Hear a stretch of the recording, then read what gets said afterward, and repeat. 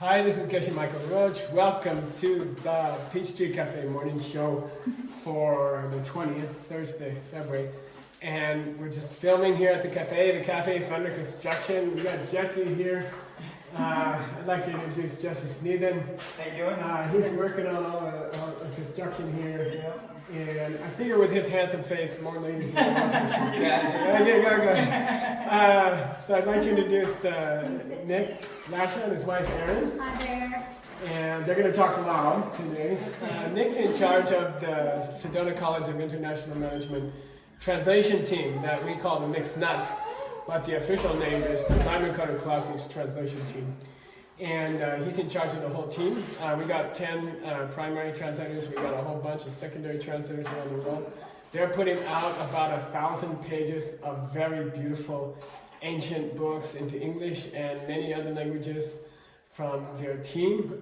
So I want to welcome Nick and welcome Erin. Thank you, Geshe. And they just had a new baby, which I like to call Mooncake. Her official name is Amelie. And this is their dog, Jaru. You want to tell the story how you got Jaru?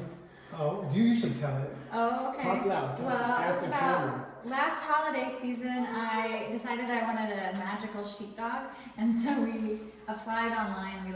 We looked for a rescue, and so we put in our application, and then I think it was on Christmas Eve actually, we got a message saying we found a match, and it was his face, and we knew he was the one, but he was in Korea. And so we said we wanted him, and then we sent in our fee, and it was his plane ticket basically to come from Korea. And we think maybe he was like in a meat farm or something. Yeah, it's possible he was going to be eaten and you saved him. So congratulations on that. And I didn't want to get a dog, but Erin put a picture of him and pointed it toward me for an hour. Wow. We got a question today. Nick and Erin are going to answer it. You got to take the baby, Erin. Okay, here we go. Okay. Nick's going to play the question. Yes. You got to make sure the reflection doesn't. Mm-hmm. Okay. All right, this is from Sylvia Engelhardt In Hamburg. Hamburg, Germany. Yeah. Good morning from Hamburg. I'm here in my office at the harbor site, and I want to thank you first for this amazing show. This is so inspiring, and I enjoy it very much. My question is, what are the seeds for being brilliant and excellent at what you do? Thank you very much, and have a great day. Bye. See you tomorrow. So I remember my high school teacher, by the way, have your next question up. I remember my high school teacher used to quote the Greeks who said, in pursuit of excellence. And we used to get this constantly over and over again. So I had this idea for today's show. Nick's been translating a book called The 60 Verses, and it was written by, almost 2,000 years ago, by a great Indian master called Nagarjuna. I thought you might like to see what Nagarjuna looks like. That's an ancient carving of Nagarjuna, and he was famous as being, one of the most brilliant teachers of all time. Sometimes he's called the second Buddha to walk on this earth. And I just thought, maybe we could ask you to enlighten us from your translation. And I know you and Erin are both teaching this subject, so go for it. How do I get to be more intelligent? How do I get to be more brilliant? Well, it's kind of interesting that, because I'm translating this book by Nagarjuna, so I like this question, and he's incredibly brilliant. And if we're going to talk about what it means to be brilliant or what it means to be excellent, and we want to think about Nagarjuna, I guess we can start by thinking about his main point. What he talked about in this book is that nothing starts and nothing stops. Yeah, I wanted to ask you guys, so let's say you started a baby, right? The baby started. And we're talking about starting a new state of mind, brilliance. So what's it mean if Nagarjuna said nothing stops and nothing starts? You can't start anything anyway. Well, what the heck does that mean? Well, it's hard, and I think what Nagarjuna is talking about, if we're talking about the baby not starting, I think he's talking about, we think the baby comes from a certain beginning, or we think that brilliance comes from somewhere, right? Yeah. Normally, we think that brilliance, you're just born with it. Yeah. And so I think that's what Nagarjuna is referring to as starting when he says nothing starts. He thinks that a person's normal way of thinking about brilliance and excellence is that you're just born with it. You just have it. Or like your knowledge that you have is just something you've learned in school and you've just been able to pick up along the way. So that kind of brilliance is something that doesn't start, according to, this is my interpretation of Nagarjuna. So how does it start? Like, could you use like a normal example of something to teach us how something doesn't start? Well, there's a classical example of a pen. Do we happen to have one around here? Where did that pen go? Oh no. Where's that pen? Maybe somebody ate it. Let me go get your pen. I'll go get your pen.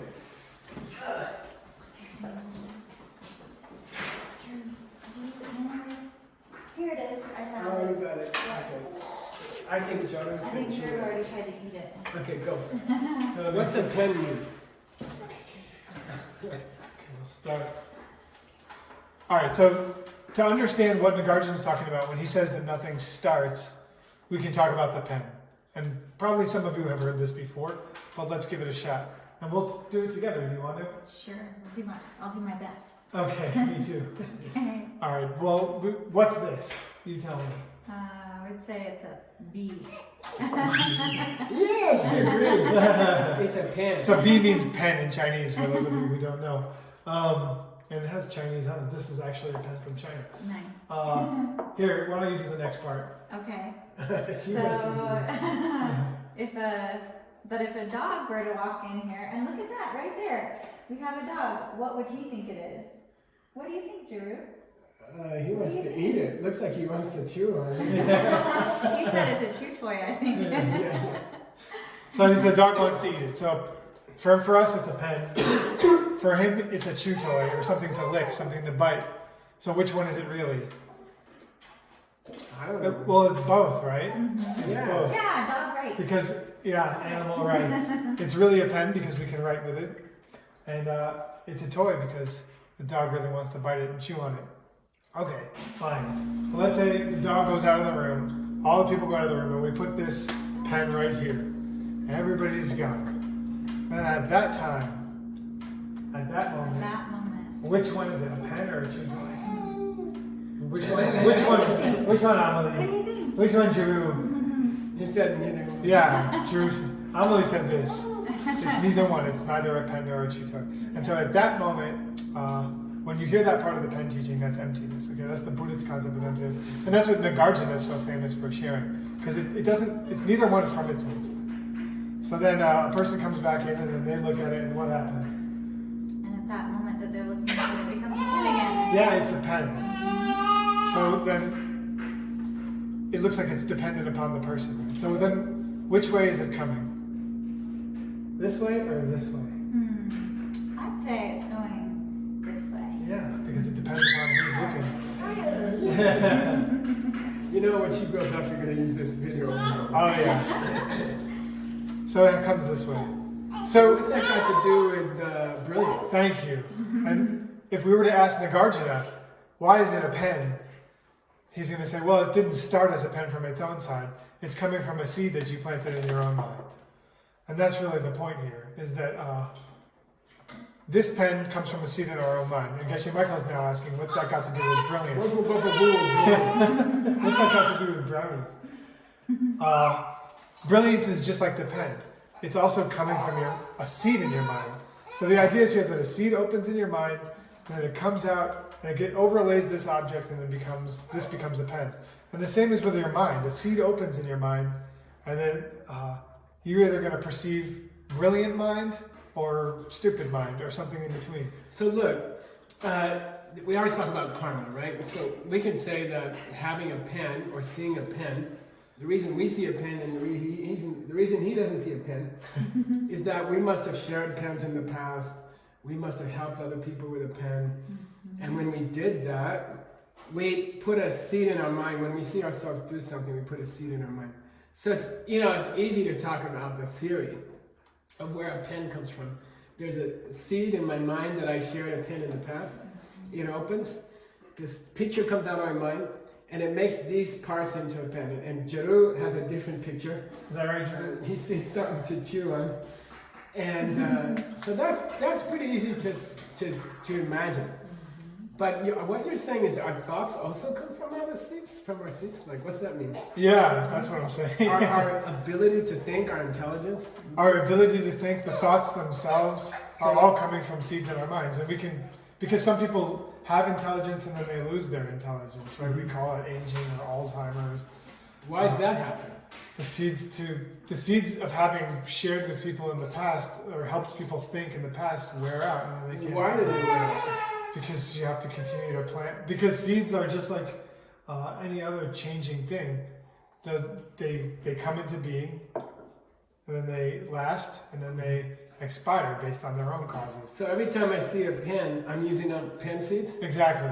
Oh, I see. So pens don't run out of ink. Pens run out of seeds. That's what we're saying. That's what Nagarjuna is saying. So if I want to increase my intelligence, give me some practical steps that I can plant a seed to perceive more intelligence in my own mind. Cool. Well, here's something interesting that I was thinking about. Nagarjuna, at the beginning of the 60 verses, as well as so many other ancient books, the very first thing they do, and the very first verse of Nagarjuna's 60 verses, is he's praising the Buddha for his brilliance. He's specifically, the first verse of the 60 verses on reasoning, he's praising the Buddha and rejoicing at how cool the Buddha is for having taught about this, about seeds. And he calls it dependence, dependent origination. And so I think that he's showing us an example, because we know that for creativity, which I think intelligence is a form of creativity, the main seed is to be happy for others' cool ideas, be happy for other people's intelligence. And that's exactly what Nagarjuna is doing in the beginning of the 60 verses. So what's the opposite of that, Aaron? Like if I wanted to decrease my intelligence, like according to that, what would be a good way to do it? Yeah, I guess the opposite of that would be if you were to be jealous of others if they were creative. Cool. Yeah, jealous of others who have good ideas. Yeah, cool. So if you want to decrease your intelligence, be jealous of other people. Yeah, and that's like praying for less intelligence in the world, which obviously would decrease the And intelligence. if you want to increase your intelligence, so a concrete step would be to try to celebrate other people's. Like you guys just opened a yoga studio, I know. It's the only yoga studio in our town. Therefore, the best. And therefore Number the one. best one. Okay.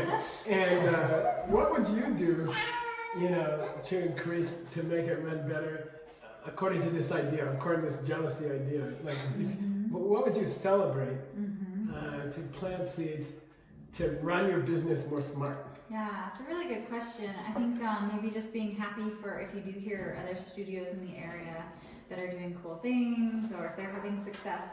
And conversely, if you hear something's not going well, to genuinely feel bad, to feel bad for that, or to feel compassion for them. Well, what's that say about the whole paradigm of competition? How are we doing on time, by the way? You're the timekeeper. We are, where'd that say? Yeah. Competition wouldn't work. I mean, that's what this says. Basically, the whole idea of competition, the way that we've been thinking about it, it's wrong. It's just not going to work.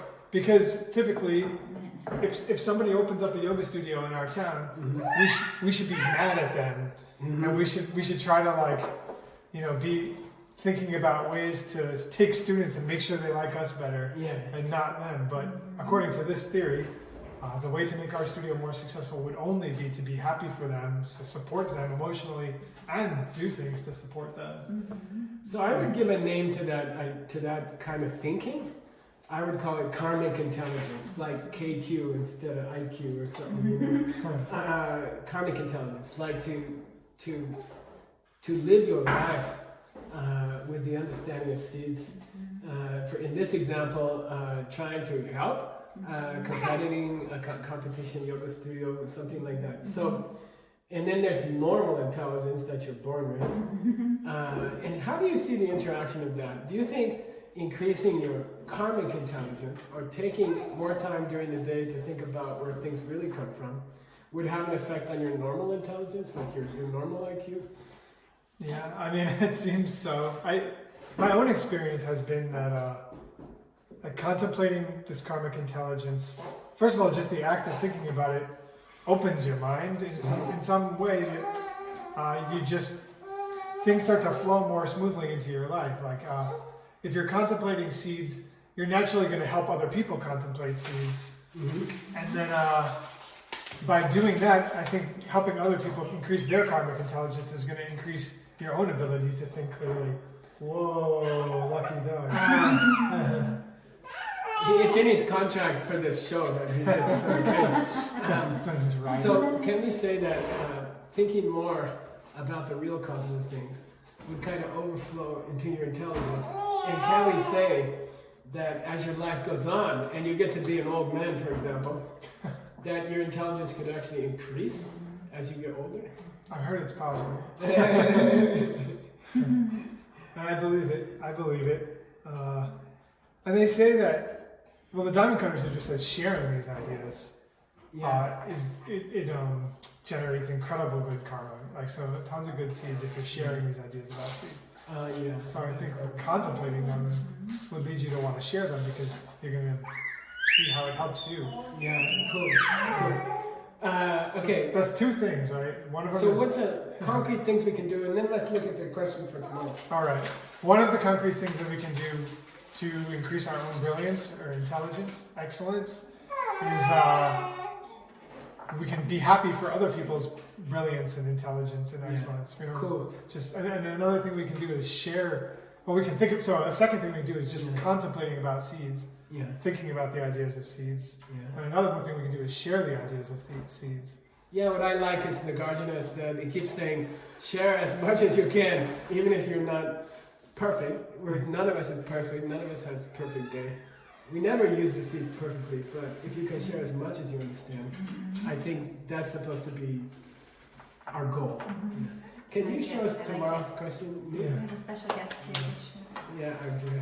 No, wait, I think there's special guest. Oh, we're just about, you want to say hi? We're just wrapping up. Hello everyone, greeting from Indonesia. I want to ask you something. I'm a salesperson, and every time I want to start a conversation with prospective customer via WhatsApp or by phone, I feel nervous. I really don't like the feeling. So what should I plan? Thank you. So tomorrow on the Peace Tree Morning Show, by the way, I'd like to say hi. Say hi. Come on, where are you? This comes in. My partner Veronica, hi. So we're just going to end the show now, and tomorrow's question is about how someone's nervous when they have to call one of their customers or they have to approach a business client. Then how can we plant the seeds to not be so nervous? So tune in tomorrow to the Peach Tree Morning Show, and we'll give you the answer to that. Thank you for watching. And we'll have Aaron and Amelie and John and Nick on. I hope you guys will come back and share your wisdom, especially from your great translations. We would love to. Thank you guys for this. It was really fun. Okay, bye-bye. Bye.